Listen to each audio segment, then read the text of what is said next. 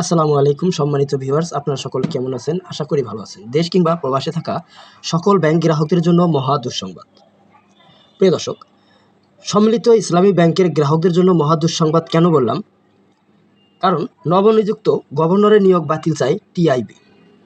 প্রিয় দর্শক, আমরা আমাদের কষ্টার্জিত টাকা একটু মুনাফার আশায় রেখেছিলাম ব্যাংকে, কিন্তু আমাদের সেই টাকা আজ দেবে কাল দেবে করতে করতে প্রায় 1 বছর পার হয়ে গেল। কবে দেবে আমাদের আমানতের টাকা ফেরত?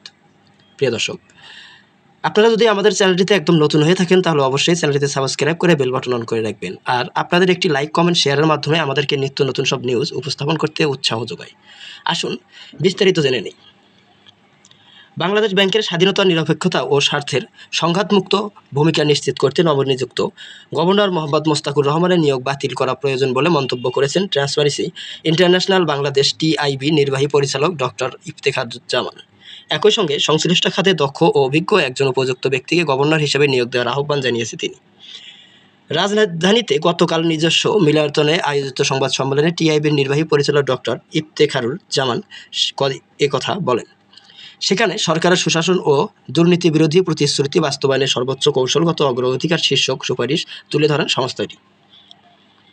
তিনি আরও বলেন, কেন্দ্রীয় ব্যাংকের হিসেবে বাংলাদেশ ব্যাংকের স্বাধীন ও নিরপেক্ষভাবে কাজ করতে হয়। বিশেষ করে স্বার্থের সংঘাতমুক্ত অবস্থান বজায় রাখা জরুরি। এ কারণে নবনিযুক্ত গভর্নরের নিয়োগ বাতিল করা প্রয়োজন। গভর্নরের দায়িত্ব পালনে এমন একজন ব্যক্তিকে নিয়োগ দিতে হবে যিনি সংশ্লিষ্ট খাতে পরীক্ষিত, দক্ষ ও অভিজ্ঞ এবং সব ক্ষেত্রে ব্যক্তিগত স্বার্থের ঊর্ধ্বে থেকে দায়িত্ব পালন করতে সক্ষম হবে।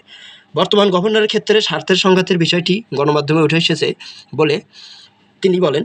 তার মতে, গভর্নরের নিয়োগের পর বিভিন্ন মাধ্যমে তার সঙ্গে সংশ্লিষ্ট কিছু প্রতিষ্ঠানের বিষয়ে সামনে এসেছে, ফলে নিয়োগ প্রশ্নবিদ্ধ হয়েছে। তাই বর্তমান গভর্নর সঠিকভাবে দায়িত্ব পালন করতে পারবে না বলে টিআইবি মনে করে। এ ধরনের পরিস্থিতিতে বাংলাদেশ ব্যাংকের নিয়ন্ত্রক সংস্থা হিসেবে কার্যকর ভূমিকা পালনও কঠিন হয়ে পড়বে। তাই নিয়োগটি বাতিল করে উপযুক্ত ব্যক্তিকে দায়িত্ব দেওয়ার আহ্বান জানান তিনি।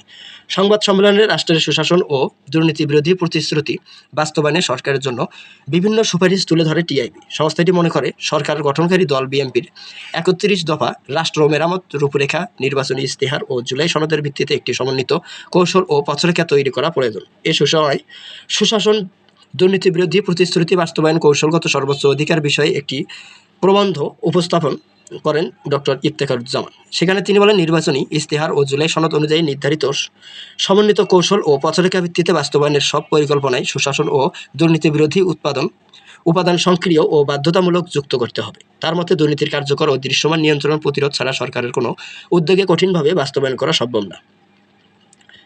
তিনি আরও বলে, জ্বালানি খাত নিয়ে সুপারিশ তুলে ধরে টিআইবি। সংস্থাটি মনে করে, জ্বালানি পরিকল্পনা নতুন করে প্রণয়ন করা প্রয়োজন। তবে এজন্য 2023 সালে জ্বালানি পরিকল্পনা বাতিল করে নবায়নযোগ্য জ্বালানিকে গুরুত্ব দিয়ে নতুন পরিকল্পনা তৈরির কথা বলা হয়। প্রিয় দর্শক, আজকের মতন এই পর্যন্ত থাকছে। পরবর্তীতে সব নিউজ পেতে আমাদের সঙ্গেই থাকুন।